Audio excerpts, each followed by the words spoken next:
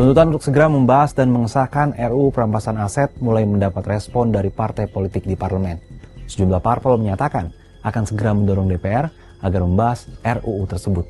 Lantas, parpol mana saja yang akan segera membahas dan seperti apa peluang dari RUU tersebut untuk segera disahkan? Setelah PDIP, kini giliran Partai Keadilan Sejahtera menegaskan dukungannya agar rancangan undang-undang atau RUU perampasan aset segera dibahas. Presiden PKS Al-Muzamil Yusuf dalam keterangannya pada Rabu 3 September 2025 mengatakan dirinya telah memerintahkan fraksi PKS di DPR untuk mempercepat pembahasan dan pengesahan RUU perampasan aset. Langkah itu tempuh agar kekayaan negara dapat dikembalikan untuk kesejahteraan rakyat. Saya perintahkan kepada fraksi DPR RI untuk segera mempercepat pembahasan dan pengesahan RUU perampasan aset. Tak hanya itu, dukungan terhadap pembahasan RUU perampasan aset juga datang dari Partai Demokrat. Dan dalam hal ini, tuntutan dari mahasiswa, beberapa elemen masyarakat terkait dengan RUU perampasan aset, itu juga sesungguhnya sudah masuk dalam prolegnas DPR RI. Untuk saudara-saudara ketahui bahwa dalam membentuk undang-undang, parlemen juga memerlukan pemerintah yang dalam hal ini menjadi bagian untuk menyusun tidak hanya daftar isian, tapi juga menyelesaikan undang-undang tersebut. Tentu jika RUU perampasan aset hari ini dinilai sangat diperlukan dalam waktu yang cepat, kami di parlemen siap untuk membahasnya. Adapun Wakil Ketua DPR Sufmi Dasko Ahmad, selesai menerima puluhan mahasiswa di Kompleks Parlemen Jakarta Rabu 3 September menegaskan RUU perampasan aset akan dibahas setelah RKUHP rampung. Terakhir, kami sudah sampaikan bahwa tinggal menunggu KUHP selesai, kita akan bahas undang-undang perampasan aset karena itu saling terkait.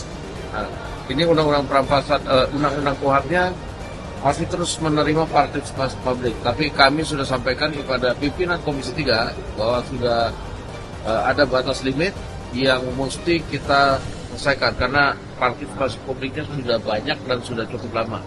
Mudah-mudahan sebelum akhir masa sidang ini yang untuk KUHP sudah dapat diselesaikan sehingga kita bisa langsung masuk ke pembahasan rancangan undang-undang perampasan aset. Pembahasan RUU perampasan aset sebenarnya sudah berjalan sejak tahun 2009 di masa pemerintahan Presiden Susilo Bambang Yudhoyono. Namun hingga saat ini, RUU ini tak kunjung selesai dibahas. Apa sebenarnya RUU perampasan aset ini? Seperti apa perjalanannya? Secara garis besar, RUU perampasan aset berisi aturan tentang perampasan atau penyitaan berbagai aset yang dimiliki oleh pelaku tindak pidana. Negara berwenang merampas aset, baik itu berupa properti, kendaraan maupun harta benda lain yang diperoleh secara ilegal atau melalui tindak pidana atau kejahatan. Selain itu, RUU perampasan aset mengatur pengelolaan aset yang terdiri dari 9 jenis kegiatan, yaitu penyimpanan, pengamanan, pemeliharaan, dan penilaian.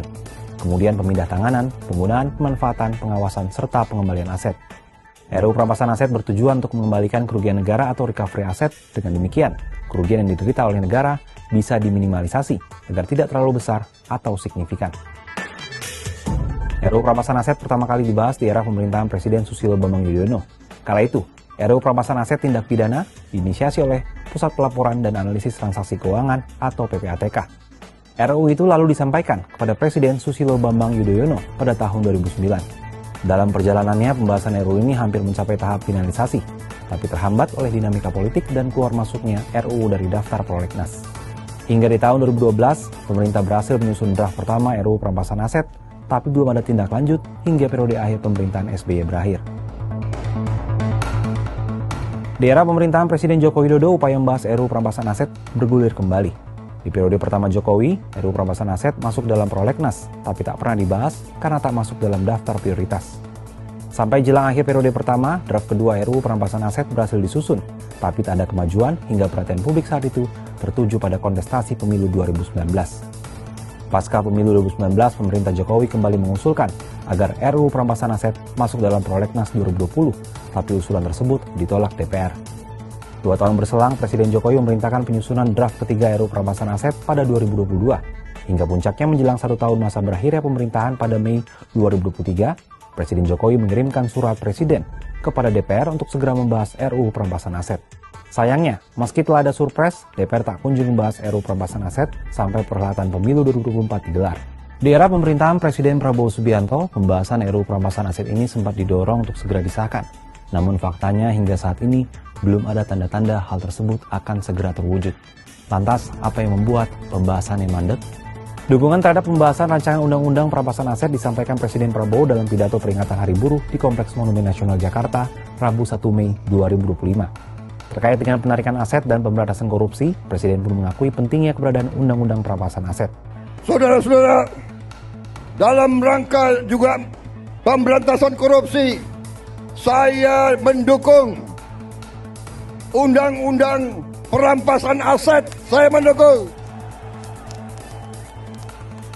Enak aja, udah nyolong, nggak mau kembalikan aset, gue tarik aja deh itu. Namun kala itu tanggapan berbeda disampaikan oleh DPR. Saat itu pimpinan dan anggota DPR menyatakan tak ingin terburu-buru membahas RUU perampasan aset. Mereka memilih untuk menyelesaikan terlebih dahulu pembahasan rancangan Kitab Undang-Undang Hukum Acara Pidana atau RKUHP yang ditargetkan tuntas pada akhir tahun ini.